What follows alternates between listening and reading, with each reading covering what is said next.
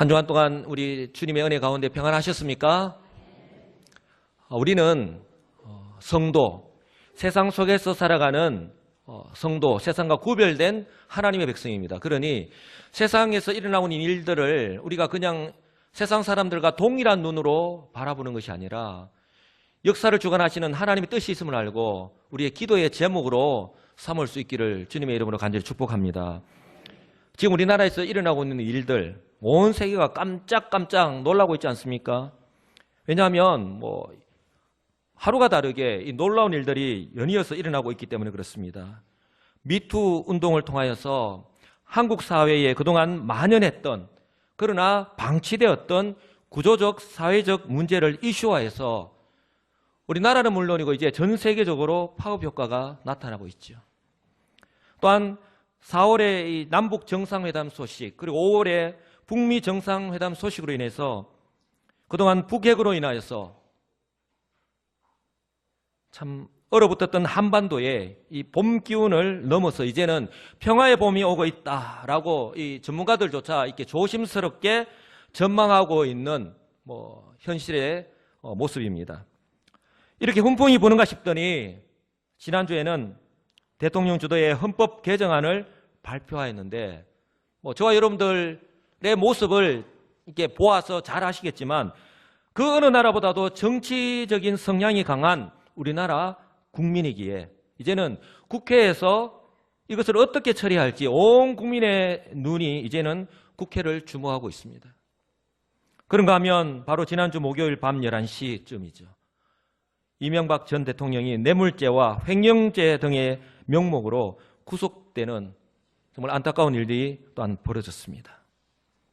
이런 놀라운 일들이 지금 우리 주변에서 우리나라에서 일어나고 있습니다. 근데 오늘 본문을 보면 상황은 다르지만 너무나도 중요한 일이 예루살렘에서 일어났습니다. 그 주인공은 바로 예수님이십니다. 이미 예수님의 그 공생의 사역을 통해서 유대인들은요, 예수님이 어떤 분이신지, 어떤 능력을 가지고 계신 분이신지 그들은 정확하게 알고 있습니다. 그들의 눈으로 확인할 수 있는 범위 내에서 그들이 이미 경험하였기 때문에 예수님께서 가시는 곳곳마다 그 행하시는 능력, 기적을 보려고 인산인해를 이룰 수밖에 없었죠. 그러니 지금 유대인들의 마음속에는 이런 생각을 충분히 할 수 있습니다. 아니, 확정을 하고 있다고 해도 과언이 아닐 것입니다. 바로 지금이 우리 민족이 다시 한번 엑소더스, 즉 이 로마의 압제로부터 벗어날 수 있는 절호의 때다. 바로 그때다. 예수님이라면, 아니 예수님 정도의 능력을 가지신 분이라면 충분히 가능하다. 그러니 예수님께서 예루살렘으로 입성한다는 그 소식을 들었던 이 유대인들, 오늘 그 예수님을 맞이하는 이 유대인들의 모습 속에서 우리는 충분히 그런 모습들을 발견하게 됩니다. 요즘처럼 스마트폰으로 카카오톡이나 SNS를 통해서 실시간으로 문자로 전송을 안 한다 하더라도 예수님이 이제 예루살렘으로 입성한다는 소식이 삽시간에 유대 전역으로 퍼졌죠. 예루살렘에 때 아닌 소동이 일어났는데 이제 잠시 뒤에 이 예루살렘으로 오실 이 예수님을 환영하기 위해서, 아니 그들의 왕으로 맞이하기 위해서 그들은 지금 분주하게 움직이고 있는 것이죠. 그들이 입고 있던 겉옷을 길에다 깔고 또 손에 들고 있는 이 종려나무 가지를 들고서 이 들뜬 마음, 흥분된 마음으로 지금 주님을 기다리고 있는 거예요. 바로 오늘이 교회 절기상 예수님께서 마지막 고난의 길을 가시기 위해서 예루살렘으로 입성하는 날, 이처럼 유대인들이요 종려나무 가지를 들고 호산나 찬송하고 이렇게 불렀다고 해서 종려주일이라고도 부르고요, 또 마지막 고난의 길을 시작하는 날이라고 해서 고난주일이라고도 부릅니다. 그런데 저는 오늘 예수님께서 입성하시는 이 종려주일을 바라보면서 주님의 입성과 그리고 이 주님을 맞이하는 이 유대인들의 모습을 바라보면서 동상이몽의 현실을 저는 바라보게 됩니다. 왜냐하면 유대인들이 기대하고 있는 메시아에 대한 기다림과 오늘 예루살렘으로 입성하는 예수님의 모습이 너무나도 다르기 때문에 그렇습니다. 유대인들의 기대는 지금 입성하는 예루살렘 이 예수님은요, 흰 백마를 타고 승리의 개가를 부르고 입성하는 개선 장군이어야 합니다. 아니, 그런 역할을 하셔야 되는 거예요. 그런 예수님을 기대하고 있는 거예요. 그러나 예수님은 어떻습니까? 이러한 그들의 기대와는 정반대로 어린 나귀 새끼를 타고 겸손의 왕으로 입성하셨습니다. 이러한 예수님에 대한 그들의 기대가 불과 얼마 뒤에 사라져버릴 때에 이제는 그들이 지금은 호산나 다윗의 자손은 오시는 왕이여라고 이렇게 환호성을 치고 외치지만 정반대의 모습으로 돌변하는 것을 우리는 바라보게 됩니다. 사랑하는 성도 여러분, 예수님께서는요, 마지막 고난의 길을 걸어가시기 위해서 지금 예루살렘 성으로 들어오고 계십니다. 그리고 이 고난의 끝에 있는 십자가, 그 십자가의 죽음을 통과해야지만이 주어지는 구원, 즉 죄와 사망으로부터의 그 구원을 이루시기 위해서, 그러니 예수님의 이 예루살렘 입성은 고난의 시작을 알림과 동시에 그 정점인 십자가를 향해 걸어가는 것을 예고하는 것입니다. 그러나 우리가 분명히 기억해야 할 것은 예수님이 걸어가신 이 고난의 길과 예수님께서 지신 그 십자가가 그저 고난과 죽음으로 끝난 것이 아니라 구약의 연의 말씀의 성취, 즉 그의 백성을 죄와 사망에서 구원함과 동시에 부활을 통하여 우리에게 새 생명이 주어지는 승리의 전주곡이라고 하는 사실을 기억하시기를 주님의 이름으로 간절히 축복합니다. 여러분, 그리스도 예수 안에서 오늘 그 은혜와 복을 우리가 누리고 살아가고 있지 않습니까? 그래서 저는 오늘 본문을 통해서 먼저 예루살렘으로 입성하시는 우리 주님, 예루살렘으로 입성하는 이 의미에 대해서 한번 살펴보기를 원하고요. 또한 예수님을 환호하는 이 유대인들의 모습을 바라보면서 오늘 그리스도 안에서 믿음으로 살아간다고 하는 나의 모습, 나의 신앙 고백은 무엇인가? 예수님에 대한 나의 기대는 무엇인가? 나의 모습과 한번 비교해 보면서 은혜 받는 그런 귀한 시간이 되기를 간절히 소망합니다. 여러분, 예수님의 예루살렘 입성은요, 고난의 전주곡입니다. 예수님은 공생의 사역의 마지막인 이 십자가를 지시기 위해서 예루살렘으로 입성하셨습니다. 물론 오늘 뿐만이 아니라 이전에도 예수님은 예루살렘을 방문하신 적이 있습니다. 3번을 방문하셨는데 요한복음 2장 13절 이하의 말씀을 보면 예수님 역시 유대인으로서 유대인의 3대 명절 중에 하나인 유월절에 예루살렘을 방문하셨습니다. 요한복음 2장에서 보듯이 이때 예루살렘을 방문하신 주님께서 그 변해버린 성전의 모습을 바라보시면서 성전 정화 작업을 하신 것을 우리는 너무나도 잘 알고 있습니다. 너희가 이 하나님의 기도하는 집을 강도의 소굴로, 강도의 구렬로 바뀌었구나. 성전이 성전답지 못한, 오늘 치면 교회가 교회답지 못한 그 모습들을 바라보시면서 우리 주님이 그 상을 엎어버렸고, 그들이 처음에는 좋은 의도를 가지고 시작했는지 모르지만 나중에는 변질되어서 주님이 그렇게 노하시고 그렇게 엎어버릴 정도로 성전 정화 작업을 하셨다는 거예요. 요한복음 2장 13절 보면 유대인의 유월절이 가까운지라 예수께서 예루살렘으로 올라가셨다라고 예루살렘에 이전에 방문하신 것을 말씀하고, 또한 요한복음 5장 1절과 7장 10절 이후의 말씀을 보면 또한 이 초막절에 이 예루살렘을 방문하신 것을 알 수 있습니다. 요한복음 7장 2절 유대인의 명절인 초막절이 가까운지라 10절 그 형제들이 명절에 올라간 후에 자기도 올라가시되 나타내지 않고 은밀히 가시더라. 아직 주님의 때가 안 되었기 때문에, 아직 주님께서 고난을 받으실 때 십자가를 지실 때가 아니기 때문에 조용히 은밀히 예루살렘을 다녀가셨던 것을 알 수 있습니다. 그러나 오늘 예수님의 이 예루살렘 입성은요, 이러한 이전의 예루살렘 방문과는 전혀 성격이 다릅니다. 왜냐하면 이전에는 율법에 기록된 대로 유대인들의 명절을 지키기 위해서 방문하였다면 오늘은 자신이 이 땅에 오신 목적, 즉 마지막 사명을 감당하기 위해서 방문하시는 거예요. 즉 유월절의 희생제물인 어린 양이 되기 위해서. 사도 바울이 이렇게 고백합니다. 고린도전서 5장 7절 우리의 유월절 양 곧 그리스도께서 희생되셨느니라. 사랑하는 성도 여러분, 예수님은요, 이 길이 고난의 길인 줄 알면서도, 그리고 이 고난의 끝이 십자가라고 하는 것을 잘 아시면서 오늘 이 첫걸음을 내디디고 계신 것입니다. 그것도 아주 겸손하게 나귀 새끼를 타고 입성하셨습니다. 그것도 안장이 없어서 제자들의 겉옷을 깐 채 말입니다. 예수님의 이런 모습은요, 구약 스가랴 선지자의 예언을 그대로 성취하신 것입니다. 구약 스가랴 9장 9절 말씀 우리 다 같이 한번 읽어보겠습니다. 시온에 따라 크게 기뻐할지어다. 예루살렘에 따라 즐거이 부를지어다. 보라, 내 왕이 내게 임하시나니 그는 공의로우시며 구원을 베푸시며 겸손하여서 나귀를 타시나니 나귀의 작은 것 곧 나귀 새끼니라. 아멘. 여러분, 이처럼요, 우리 주님은 구약의 예언대로 구원을 베푸실 공의로우신 왕으로 오신 분이 분명히 맞습니다. 그런데 이 유대인들의 기대와 기다림처럼 흰 백마를 타고 승리의 계가를 부르며 입성하는 정치적인 왕으로 지금 오신 것이 아니라 자기 백성을 죄에서 구원하실 겸손의 왕으로 오셨기에 지금 나귀 중에서도 어린 나귀를 타고 지금 입성하고 계신 것입니다. 바로 예수님께서 하신 말씀 그대로입니다.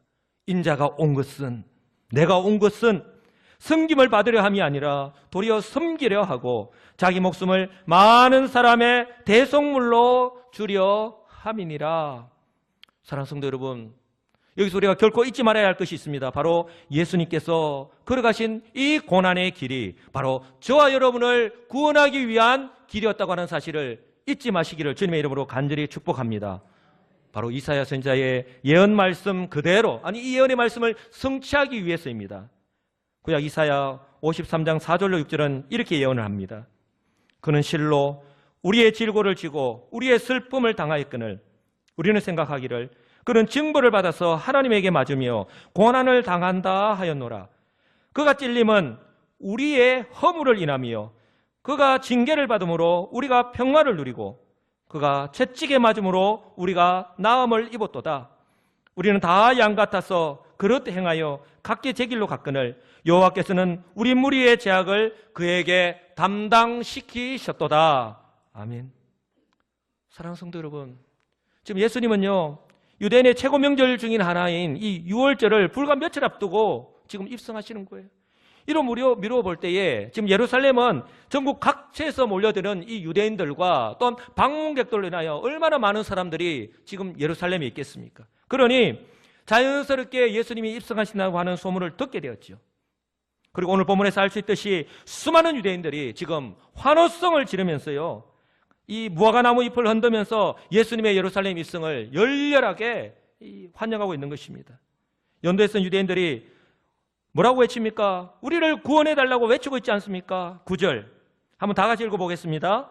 앞에서 가고 뒤에서 따르는 자들이 소리 지르되 호산나 찬송하리로다. 주의 이름으로 오시는 이여. 여러분, 대통령이 취임을 하고 이 카프레이드를 할 때에 그 연도에선 우리 시민들이 태극기를 들고 또 환영할 것을 들고 막 이름을 부르면서 환영하지 않습니까? 또 그 해외에서 국빈이 왔을 때에 동일하게 우리나라 국기와 그 나라의 국기를 흔들면서 환영하고 있지 않습니까? 장소만 바뀌었을 뿐 동일하게 바로 지금 예루살렘 성으로 입성하는 그 주님을요, 그렇게 환영하고 있는 거예요. 그들이 지금 호산나 찬송하리로다 지금 이렇게 외치고 있는데요, 호산나는요 히브리어로 왕이나 하나님께 도움을 요청하며 울부짖는 말인데 지금 우리를 구원하소서라고 하는 의미입니다. 한번 따라서 할까요? 지금 우리를 구원하소서. 지금 우리를 이 로마의 앞에서 구원해달라고 지금 호산나 찬송을 외치고 있는 거예요. 왜냐하면 지금 유대인들은요, 예수님을 통하여 다윗 왕 때에 그 영광을 다시 한 번 더 맛보기를 원하는 거예요. 그때 누렸던 그 영화 다시 한번 회복하기를 소망하고 있는 것이죠. 왜냐하면 예수님이라면 능히 자신들의 처한 이 현실의 문제를 해결하고도 남음 있는 분이라고 그들은 확신하고 있기 때문에 그런 겁니다. 이처럼 유대인들이 기대하고 또한 기다리고 있는 그 메시아상은요 분명했습니다. 바로 그들 앞에 놓인 문제의 해결자로서의 메시아, 로마의 압제로부터 해방되는 것이죠. 그래서 그들은 다윗과 같이 강력한 힘과 권력을 가진 메시아를 기다리고 있었던 것입니다. 그래야지만이 그 옛날 모세를 통해서 경험하였던 그 출애굽의 기적을 다시 한 번 더 경험할 수 있기 때문에 그렇습니다. 맞습니다. 예수님은요, 그들의 이 문제를요, 충분히 해결하고도 남음이 있는 그런 능력을 가지고 계신 전지전능하신 하나님이십니다. 그러나 지금 예수님은요, 지금 유대인들의 그 문제를 해결하시기 위해서 예루살렘에 입성하신 거 아닙니다. 일시적인 문제, 정치적인 문제, 환경적인 문제를 해결하시기 위해서 지금 예루살렘으로 입성하는 것이 아니라는 것입니다. 예수님은 구약의 선지자들이 예언하고 있는 것처럼 오직 예수님만이 해결하실 수 있는 그 문제, 바로 근본적인 죄의 문제를 해결하시기 위해서, 바로 그의 백성을 죄에서 구원하시기 위해서 이 땅에 오셨고, 이제 그 때가 되었기 때문에 그 문제를 해결하시기 위해서 예루살렘으로 지금 입성하고 계신 것입니다. 정치적인 해결자 노릇을 해주기를 원했고 또한 기대했던 그들의 계획과 기대가 수포로 돌아가 버리고 말았던 것이죠. 그러니 그 유대인들이 참 가지고 있는 이 실망이라고 하는 것, 아마 우리가 생각하는 그 이상일 것입니다. 왜냐하면 그들에게서 이제 구원의 여망이 사라져 버리고 말았기 때문에 그렇습니다.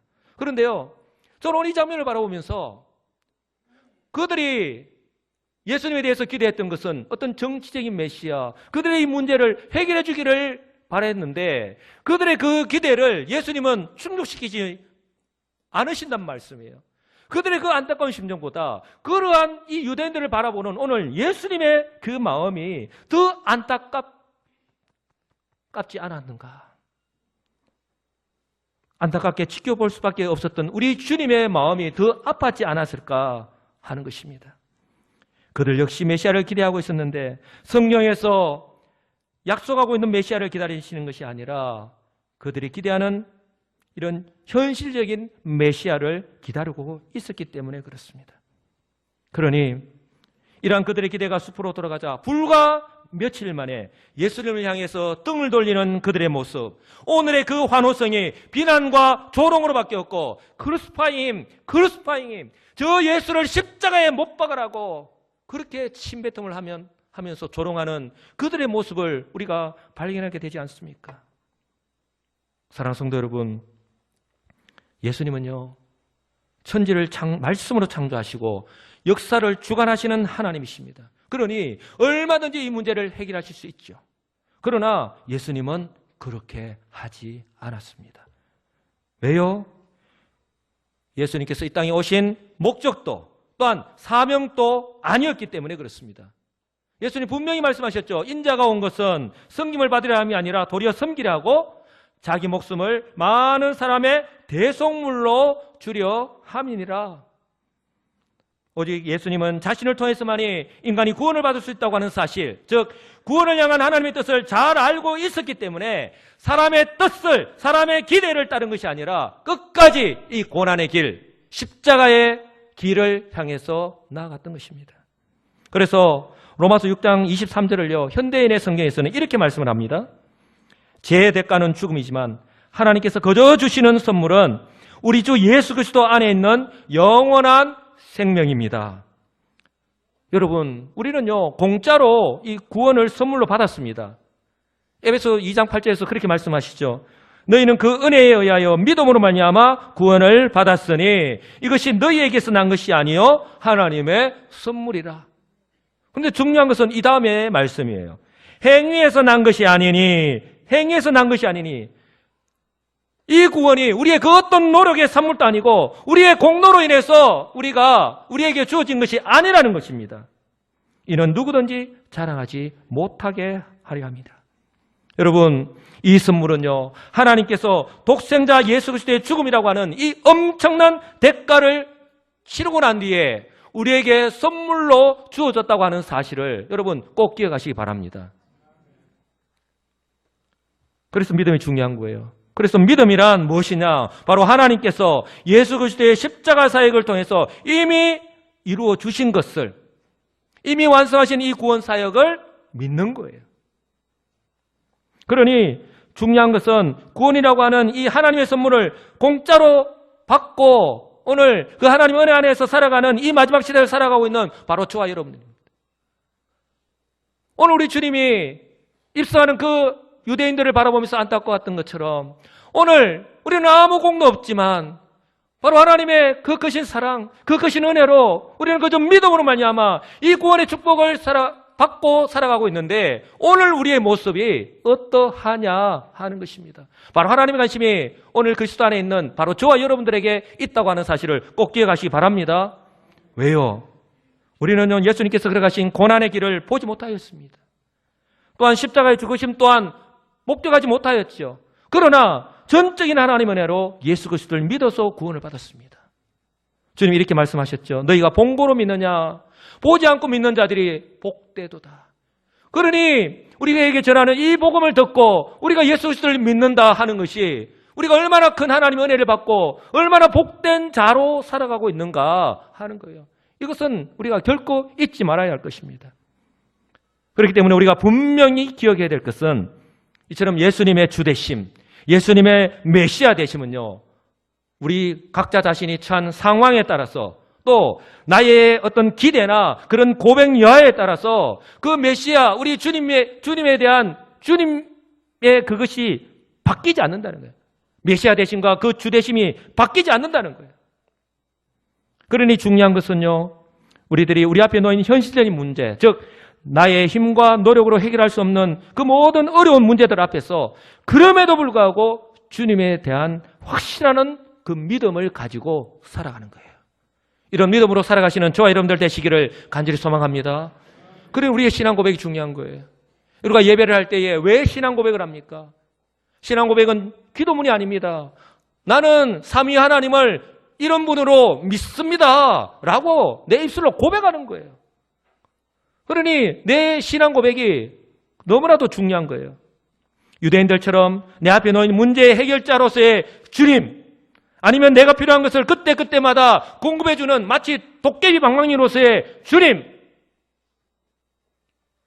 아니라 베드로처럼 언제나 어떤 상황 속에서도 너희는 나를 누구로 하느냐라고 질문할 때에 주는 그리스도시요 살아계신 하나님의 아들이십니다 라고 이렇게 고백할 수 있어야 되고요. 또한 다른 이로서는 구원을 받을 수 없나니 천하 사람 중에 구원을 받을 만한 다른 이름을 우리에게 주신 일이 없습니다 라고 이렇게요 담대하게 신앙 고백을 할 수 있어야 한다는 거예요. 이런 변치 않는 신앙 고백 위에서 이 마지막 시대를 살아가는 저와 여러분들 되시기를 간절히 소망합니다. 여러분, 이처럼요 자기 백성의 구원이라고 하는 이 마지막 사명을 위해서 지금 예수님은요 예루살렘 성으로 들어가고 계신 거예요. 그러니 우리 주님은요 이런 유대인들의 환호성에도 불구하고 그런 그들의 기대와는 전혀 상관없이 자신이 걸어가야 할 길이 무엇인지 분명히 알았기 때문에 끝까지 그 길을 걸어가셨던 것입니다. 설령 자신 앞에 어떤 고난이 기다리고 있다 하더라도 그 걸음을 외면하지 않으시고 멈추지 않으시고 끝까지 그 길을 걸어가셨던 것입니다. 그 길의 끝에 십자가의 죽음이 기다리고 있다 하더라도 말입니다. 여러분, 예수님께서 걸어가신 이 고난의 길이 바로 지금 예배를 드리고 있는 저와 여러분들을 위한 길이었다고 하는 사실을 믿으시기를 주님의 이름으로 축복합니다. 그리고 예수님께서 이 고난의 길을 걸어갈 수 있었고 또한 그 십자가의 죽음을 이길 수 있었던 원동력이 바로 우리를 향한 그 사랑이었다고 하는 거예요. 그러니 이 예수님은요 이 십자가 형벌이라고 하는 이 육신의 고통 또한 아마 견디기 힘들었겠지만 여러분 우리는 어떻습니까? 이 손에 자그만 가시가 박히더라도 아파서 난리 아닙니까? 그런데 예수님은요 그 십자가의 대못을 받고 그 십자가에서 오전 9시부터 오후 3시까지 6시간 동안 매달려 있었습니다. 그러니 그 육신적인 고통 또한 얼마나 힘들었겠습니까? 가장 이 처형 방법 중에 힘든 이 고통스러운 처형이 바로 이 십자가형이라고 하잖아요. 예수님은요 이처럼 이 십자가 형벌이라는 육신적 고통도 힘들었지만 그러나 성부 하나님으로부터 철저하게 버림을 받은 이 정신적인 고통이 너무나도 컸기 때문에 이렇게 그 십자가 위에서 절규하시는 거예요. 엘리 엘리 라마 사막다니, 나의 하나님 어찌하여 나를 버리셨습니까?